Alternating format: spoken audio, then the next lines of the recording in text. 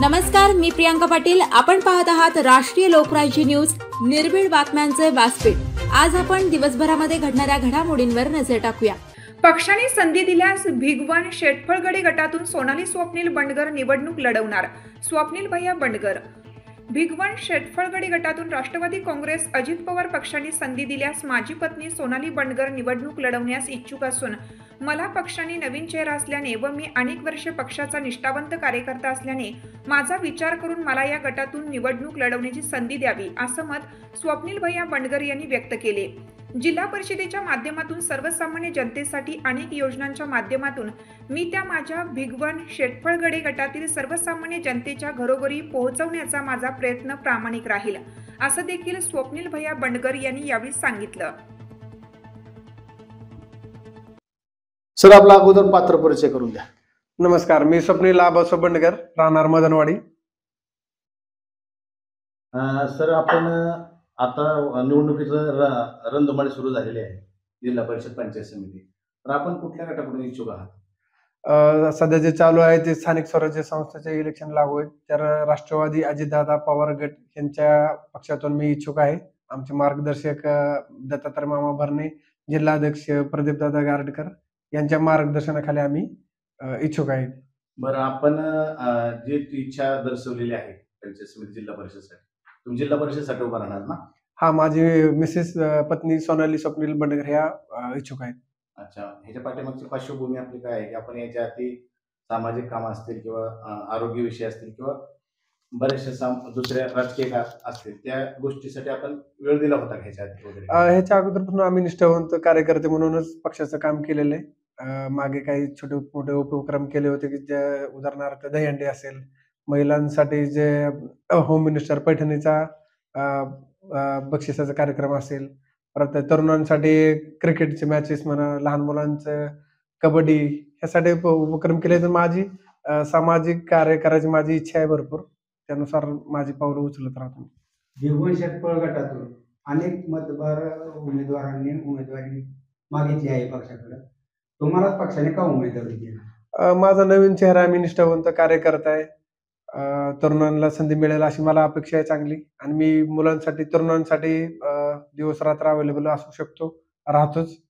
त्यामुळे माझा प्राधान्याने विचार व्हावा पक्षाकडून.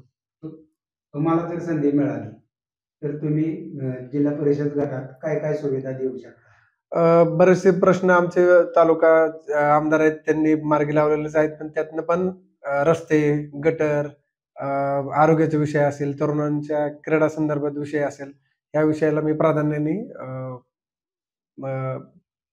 देईल त्या गोष्टींना. महिलांसाठी विशेष काय तुम्ही हे करणार? भरपूर विजन आहेत त्या, तरी आमचे सरकार तर आपलं देतच आहे. लाडकी बहीण योजना आहेत, अजून काय वाव देता येईल बघीन, बचत गट असेल याच्यातून काय मदत करता येईल त्यानुसार.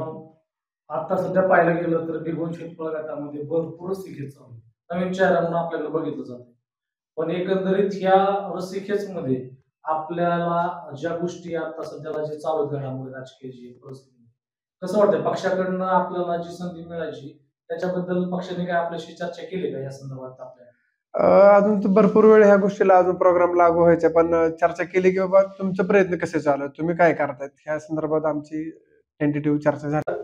महिलांच्या सबलीकरणासाठी तुम्ही काय प्रयत्नशील राहणार? जिल्हा परिषदच्या जे आमच्या योजना आहेत, महिला बाल विकास कल्याण जे खाते, त्याच्या ज्या सुविधा असतील त्या महिलांपर्यंत पूर्ण पोहोचवायचा प्रयत्न करणार. आरोग्या संदर्भात बी अनेक प्रश्न निर्माण झालेले आहेत. याच गटात अनेक जुन्या इमारती झालेल्या आहेत, आरोग्याचे प्रश्न गंभीर आहेत, त्या संदर्भात काय प्रयत्न करणार आहात? तसं म्हणजे आमचे आमदार आहेत दत्ता मामा भरणे यांच्या मार्गदर्शनाखाली ज्या काय उर्वरित ज्या छोट्या त्रुटी राहिल्या असतील त्या सुद्धा ही पूर्ण करण्याचा प्रयत्न राहील आमचा. भिगवण शेटफळ गटासाठी सध्या आता महिलांचं आरक्षण पडलेलं आहे. महिलांच्या संदर्भात आपण या गोष्टीकडे कसं बघता? महिलांचं उद्याच्या भविष्यामध्ये काय तुम्ही योजना त्यांच्या कशा पद्धतीने तुम्ही राबवणार काय गोष्टी? महिलांचा तो आरोग्याचा विषय असेल त्या संदर्भात मी जास्त प्रयत्नशील राहील. त्यांचं आरोग्य सुधारण्यासाठी शासनाच्या ज्या योजना आहेत त्या त्यांच्यापर्यंत पोहोचतील ह्याची काळजी घेईल.